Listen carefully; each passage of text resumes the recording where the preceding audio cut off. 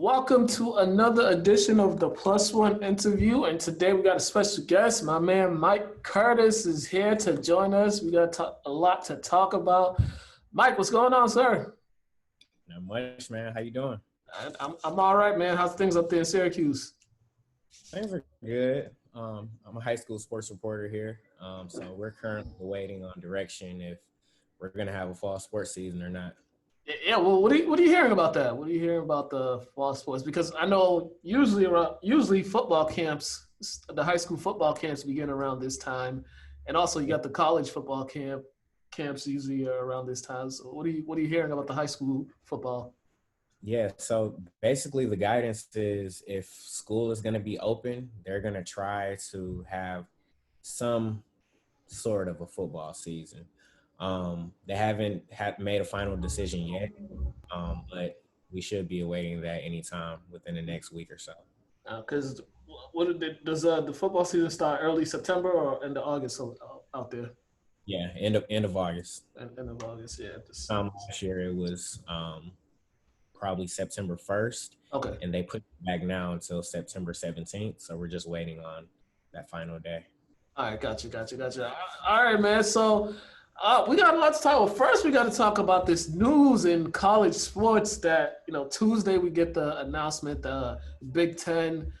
First, they said they canceled fall sports. Then they said they're postponing it till the spring. I mean, when you first heard the news, what was your initial thoughts on that? I thought that was the first domino to fall, the big Power 5 conferences, the Big Ten, they kind of set everything off with that one move right there. And I wasn't surprised because this virus is really serious. And I don't think a lot of people understand it to be so. So when I first got the news, I wasn't surprised. And I thought it would be a trickle-down effect. You see the Pac-12 followed. And it looks like the Big 12, they're going to remain steadfast and try to have a season, and as well as the SEC and the ACC as well. Yeah, and with the Pac-12, we kind of saw something like this. We kind of saw the players were already concerned about playing the Pac-12 players because I believe it was like last week they had said something else. They're not gonna play until they know for sure their safety is insured, or they know for sure that it's a safe playing field. So the Pac-12 players had already showed concerns about going out on the field. With the Big Ten, it seems like the Big Ten commissioner, they were playing it rather safe than sorry, because they could have waited a little longer to make that announcement, because I think the camps all started last week, I believe, and they still had time to try to figure things out. But I think they went with it's better to be safe than sorry, because you don't want that you play a game and a player dies from this, and it's that domino effect, because there's going to be lawsuits, there's going to be a whole lot of things happening. So I think the Big Ten is better safe than sorry. Absolutely. And you as a conference, you don't want to be the last one to kind of shut the season down. You don't want to be the last one standing. We saw how the NBA took precedence earlier this year. They were the first professional sports league to suspend their season. And then you saw the NCAA follow after that. So I think it's only a matter of time before the rest of the conferences kind of follow suit, but they're probably just going to hold out as long as they can. Do you think they had more than ample time to try to put together a plan for the season? Because this has been since March. They've had the opportunity to make some type of plan, and it seemed like they tried to make a plan like last month or the end of last month, going into camp when camp started. It seemed like these conferences, they didn't really have a plan for football season or for any of the fall sports. Yeah, absolutely. I'm not sure why they didn't get together and discuss the possibilities, consequences, just weigh the decision and really think about it. It seems like I saw on social media the other day, it's like when you wait to the last minute to take a test and you try to figure it out the night before. You just can't do that with a situation as serious as this. Yeah, and now with even some Big Ten schools, they're still hoping to have some games. I know Ohio State's head coach Ryan Day, he said they're looking at all possibilities into playing, and still trying to play. Nebraska, they're still trying to look at opportunities to play, but I think I still think they're living in a world where it's like you guys need to take a step back. I know everybody wants to play. The players are upset that they can't play. Some players that returned, they're upset that they can't play. But it's kind of trying to look at the bigger picture, because I think they got to protect them. They got to protect themselves. The conferences and the schools got to protect themselves, and honestly, they got to protect the players from themselves too. Because in a contact sport like football, you don't even know. You don't know who got it or who doesn't. Yeah, absolutely. You just never know. And cases are popping up on these campuses every day now since school's been open back up. Mm-hmm. Yeah, that's the crazy thing too. You got students moving back in on campus. And all right, let's get into NBA postseason. All right, so basically all the matchups are set right now with this bubble. These the bubble has been quite entertaining. It's been entertaining. The first couple games, I knew it was going to be some bad basketball being played the first few games, but it seemed like as they played more, it got better. And majority of those games were competitive. Overall, how did you like all the games that were played during the bubble? Man, I think the bubble experience as a whole, the NBA has done a tremendous job of managing the coronavirus within the Disney bubble. Mm-hmm. Their testing is legit. The players are testing every day. If they miss a test, they can't join the team until they get retested. But overall, the games, I think they've been incredible. It's everything a fan would want. Of course, fans can't be there, but they've given the opportunity to have fans virtually in the stands. And you've seen appearances from like Lil Wayne. There were a couple of NBA players that couldn't make it. They were sitting in the stands too. So that's been really cool. But the games as a whole, they've been competitive. And two people that I've really been enjoying watching is Damian Lillard and Devin Booker, for sure. Yeah, it seems like those two guys, they took it to another level, especially the Blazers, Damian Lillard and Blazers, because they pretty much had to win majority. I mean, they lost 2 games, but they're 5-2 in the bubble. They got a big one tonight against the Nets. I mean, they had to climb their way up to get to the 8th seed. And, it's been on the back of Damian Lillard and also Carmelo Anthony. Nobody's talking about how well he's been playing and how well he's played this entire season for the Blazers. Yeah, his resurgence has been a joy to watch as well, because last we saw of him before he joined the Blazers, the Rockets pretty much cast him away at the beginning of the season, and he wasn't able to find a home, NBA home, for the rest of the year last year. And now to see him kind of pick up where he left off with the Blazers, it's been really cool to watch. And he still has something left in the tank. Yeah, definitely. And the Blazers are an interesting team because they will get that play-in game. I believe it's probably going to be with Memphis, the play-in game for that 8th seed. But they're an interesting team because they're going to play the Lakers. They'll play the Lakers in the first round if they do.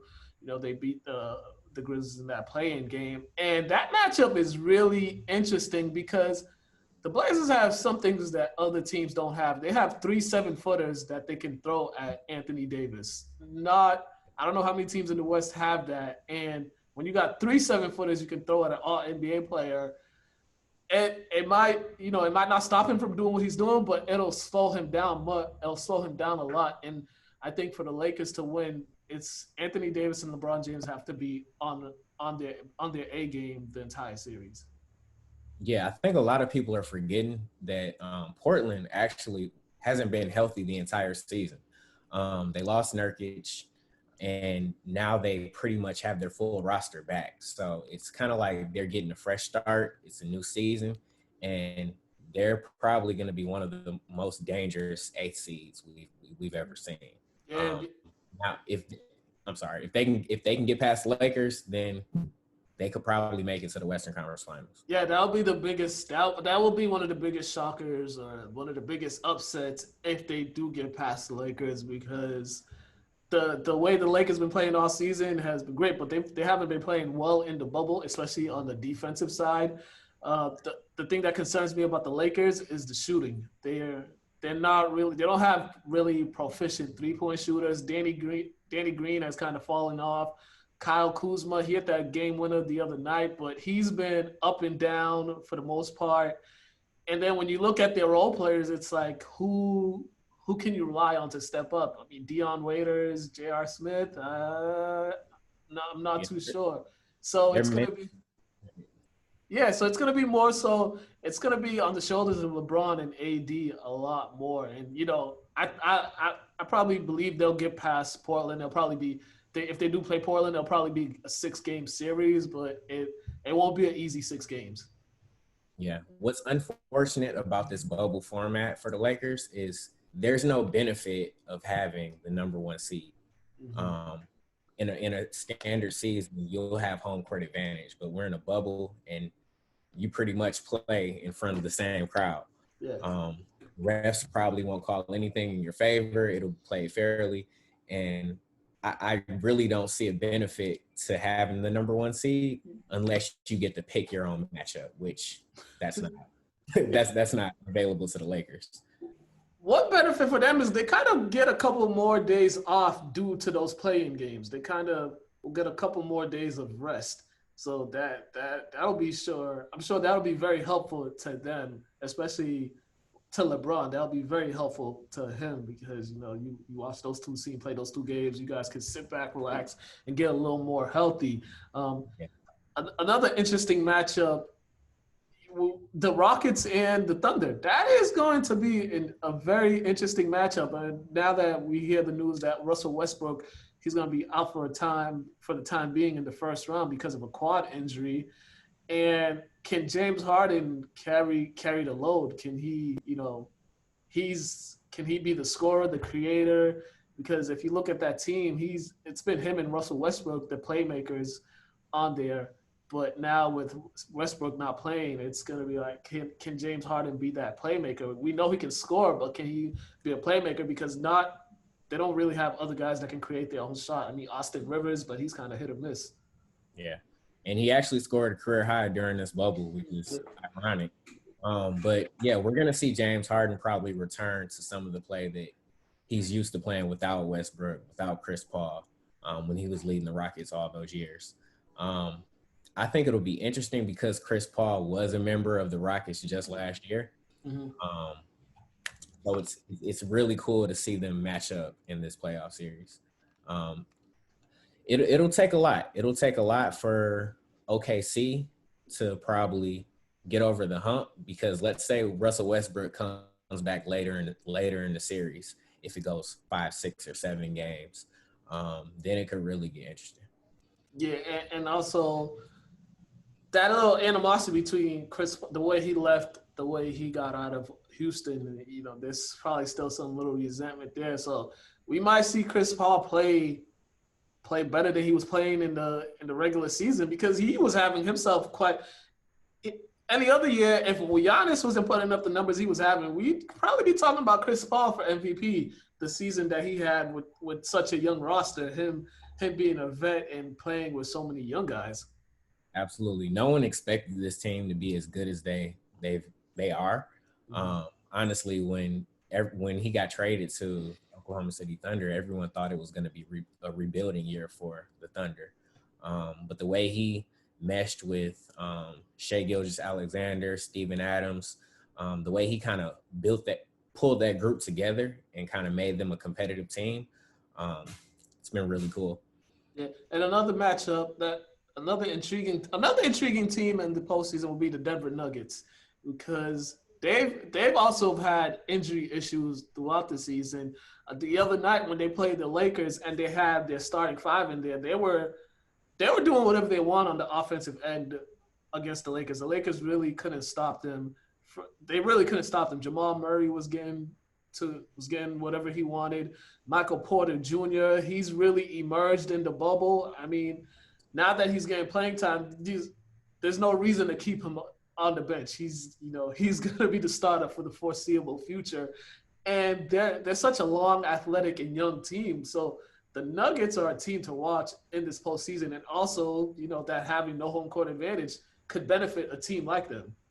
Yeah, I agree. And then it was so funny. I think it was the first game of the bubble when they trotted out a lineup of Bol, Jokic at the point guard. It was like the tallest starting lineup.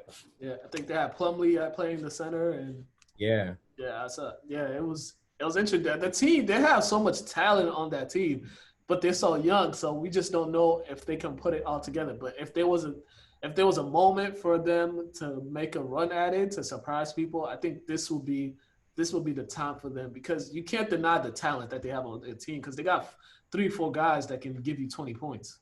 yeah, absolutely. I think what's interesting about this year's format is that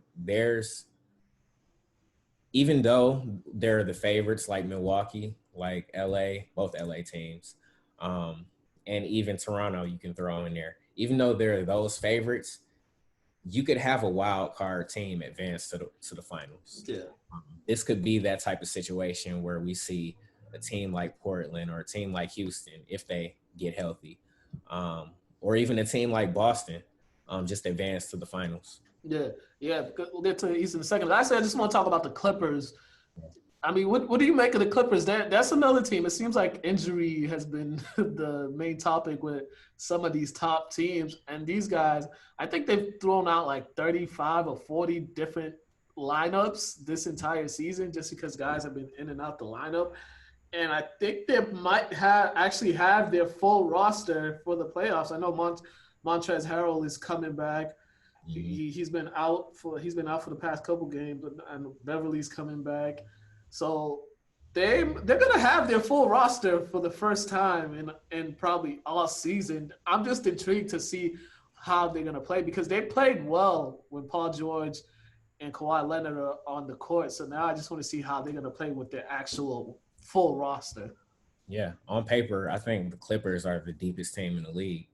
You start off with 2 All-Stars, Paul George and Kawhi Leonard. They're exceptional on the offensive end as well as defensively. You have Montrezl Harrell in the paint, as well as Lou Williams. Both of those are 6 Man of the Year candidates. Lou Williams can give you 20 on any given night. You also have Pat Beverly, who's a monster on the defensive end. He probably should have kept his mouth shut when talking to Damian. Right. You also have Reggie Jackson on that team as well. So he's able to give you those point guard minutes and facilitate. So on paper, I think the Clippers can go far. Yeah, the only issue that they have is if they do run into the Lakers, they have no answer for Anthony Davis. That's literally the only issue they have. I mean, they got guys that are playing hard. They got guys that could D up, but they just don't have an answer for a guy like Anthony Davis, because they're not that, their front line is not that big. The Clippers don't have a big front line. Yeah. Anthony Davis is one hard dude to contain. I don't think anybody in the league can stop him if he's motivated to score at will. He's leading defensive player of the year candidate along with Giannis. We'll see how that award race pans out, but I'm not sure, man. I think the Lakers. I think it'll be the Lakers and the Clippers in the Western Conference Finals. I give the slight edge to the Lakers. I'll say Lakers in 7. Yeah, but it'll be fun to watch, man. Yeah, the Lakers. Yeah, that's gonna be a very intriguing matchup. But I would not be surprised if we see 2 completely different teams, teams in the Western Conference Finals, just because the way this all has been going. It's just you never know. Nothing is guaranteed as it used to be. I'll say that. And then as we look at the Eastern Conference Finals, I mean, we got Giannis headbutting people the other night. They gave him the suspension for the finale, which he wasn't gonna play anyway. He wasn't gonna play, so it was like, okay. But the Bucks, the East is wide open. I mean, granted, the Bucks have played well the entire season, but I still contend the East is wide open between Toronto, Boston, and Miami. I think any of those any of those teams can knock off the Bucks because I don't think the Bucks are as invincible as people say they are. Yeah, As I people agree. think they are, I should say. I agree. Personally, I like Boston to come out of the East. When you have a guy like Kemba Walker who can score at will, he can get to the basket, he can shoot the three ball. You have two young wings like Jason Tatum and Jaylen Brown. Those guys are a dynamic duo in itself when they're out there, and as well as Marcus Smart. He's big for them on the defensive end. Yeah. So I think Boston has what it takes to put it together and give Milwaukee a run for its money. One team I am surprised about is the Toronto Raptors. After losing Kawhi last year, I wasn't sure if they were going to be even a playoff team, let alone contending for possible finals. But yeah, it's been interesting to see them. Pascal Siakam has really stepped up and made a big impact. The thing with the Raptors is they've always, before Kawhi, they've always had good to great regular seasons. The only problem with them when it came to the playoffs, when it came to the big game, they didn't have that guy, that guy that they could go to. That was always the big issues. Every time they ran into LeBron, they didn't have a guy to challenge him, or they didn't have a guy that could, just take the game over. Even last year they played well when Kawhi was sat out some games, but then you saw it against Philly. Kawhi, he made the big play. He made that big shot. And then against the Bucks last year, Kawhi took over the series. He locked down Giannis, and then on the offensive end, he became more efficient, more aggressive, and just carried the load. That's the biggest issue. That's the biggest issue with the Raptors. So that's the thing that's always hampered them, is they didn't have someone that could, take over the game like that.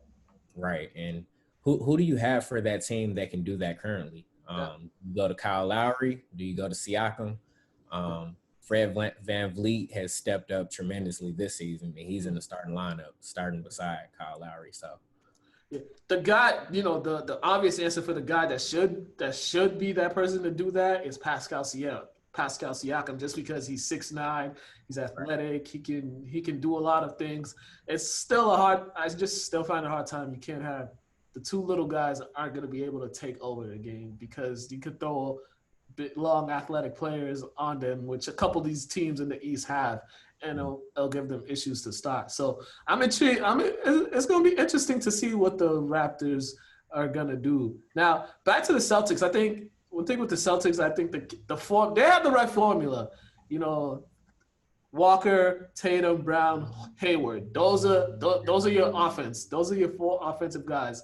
Those are the guys that's gonna, keep everything afloat. Now it's just who's gonna be those other guys that are gonna come off the bench, or that are gonna, give you 10 to 12 to 15 points that'll help you get over, because they do have the formula to beat anyone on the East. And I think the 1-2 punch of Tatum and Brown is a hard matchup when those guys are on their A game. So the Celtics, they have an interesting matchup with the Sixers. The Sixers don't have they don't have Ben Simmons. Embiid is battling injuries right now. This might be a make or break season for postseason for the Clippers, because if they get bounced in the first round by the Celtics, we might see that team get split up, or we might see some drastic changes happen with that team. Yeah, we've been talking about breaking up Embiid and Simmons for the past 2 years. If they have an early playoff exit this year, I think that'll come to fruition, regardless if they're injured or not. It's so interesting because ever since Embiid was drafted, it was always trust the process, trust the process, trust the process. At what point is the process going to be fulfilled? I don't think they've gotten past the second round yet since he's been there. So I'm not sure. I honestly think it'll be a quick series. Yeah, me too. Me too. I think the Celtics just have a way better matchup with them. I think the changes we might see, it might not be Embiid and Simmons. It might be the head coach. We might see some coaching changes if they do, if depending how quick that series goes, it Right. might be Brett Brown's last days or last hours with the Sixers, because if you can't have that much talent and only be in the second round each year, so that is going to be an interesting matchup. And the team that everybody's talking about, that team that might surprise a lot of people, is the Miami Heat. Mm. Those guys, people talk about that team. They seem to be a complete team. They got athletes all over. They got guys that play defense. They got knockdown shooters. I mean, Duncan Robinson coming out of nowhere, shooting the lights out. Yeah. Jimmy Butler's leadership has been questioned the past couple years, but he's shown that he can be a leader on a team the way he's played this season. And they just have a lot of, Bam Adebayo, his emergence. They have a lot of guys that can do a lot of different things, and I think they pose a unique matchup with not only the Bucks but everybody else. Yeah, their first round matchup is the Indiana Pacers. The only thing that's waiting to be set in stone is who's going to be the 4 or who's going to be the 5 seed. Mm-hmm. Actually, their last game, Miami and Indiana played, Miami was the one that's kind of slowed down TJ Warren. He's been phenomenal in the bubble. And as soon as he met up with Jimmy Butler and the Heat, which he's had previous dealings with in the regular season, they kind of butted heads a little bit. He was limited in that game. Sure. They definitely slowed him down a lot. They slowed down because the way he was scoring the ball and some of those shots he was taking, it was like, okay, we know this guy was good, but we didn't know he was good. He was this good making these ridiculous shots. So yeah, that's going to be a matchup. And then we have the 7 ACs, Brooklyn and Orlando. I don't even know if they'll get a game in either of their first round matchups, because Brooklyn, they don't even have the same guys that they had at the beginning of the season. A lot of their guys are hurt. We know Kyrie's out, KD's out. Karis LeVert's probably the only guy there. What's his other guy? Spencer Dinwiddie. He hasn't been playing. They'll be lucky to get one game. Right. I think they're just happy to be there. Yeah. So who do you have Who do you have in these finals? Who do you have winning it all? Winning it all, man. All year, even before the pandemic, I said the Lakers were going to win, because when you have 2 of the best 5 players in the NBA, LeBron James and Anthony Davis, I don't see how anyone can beat them in a 7-game series. Mm-hmm. And I've had a lot of time to think over the pandemic. Yeah. But it hasn't changed my mind. It has. So you're not. A lot of people are choosing the Bucks. It's been either Bucks or Clippers. Me, I'm biased. I'm going with the Celtics, because I think they have. If not now, then when? Because this is the perfect time for a team like the Celtics to sneak one, to get one, because you're in the bubble. There's no pressure. Coach Stevens, these are the type of guys he can coach. We're not going to talk about last year, what happened last year, but the Celtics, they actually have to redeem themselves from quitting in last season's second round matchup against the Bucks, because they left the sour taste in a lot of fans' mouth last year. So that team, they have to actually they have to make some noise. Wouldn't that be something for NBA fans if we get a Celtics-Lakers NBA Finals in 2020? The NBA would love nothing better, because the ratings for that would actually be through the roof. Just because of the tradition, the history between those two franchises. The NBA would love nothing more than that. But we'll see what happens. And speaking of the Celtics, they lost their finale against the Wizards 96-90. But wow. Yeah, they didn't have their starters. They sat everybody. So it was the role players playing, but that was that. So all right, Mike. So if they want to catch you up, if they want to catch your work, if they want to check you out, let them know where to go.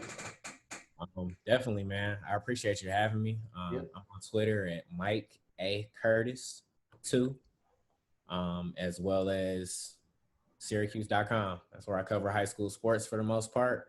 I'm actually about to get back to work on the story in a minute. So Yeah, there's some breaking news happening right now that Mike's about to attend to. So, we would break it, but we've run out of time. So, hey, Mike, thanks again for coming on, man. Taking the time out your day to chat with me. I mean, I'll see you in Houston hopefully next year. We'll see what happens. We'll see what happens. Having ABJ next year. I know, right? But folks was depressed this year not having it, but. Hopefully everything works out, man. All right, you guys have been watching the Plus One interview. That's my man, Mike Curtis. Make sure to check him out. Have a great day, ladies and gentlemen. Thank you.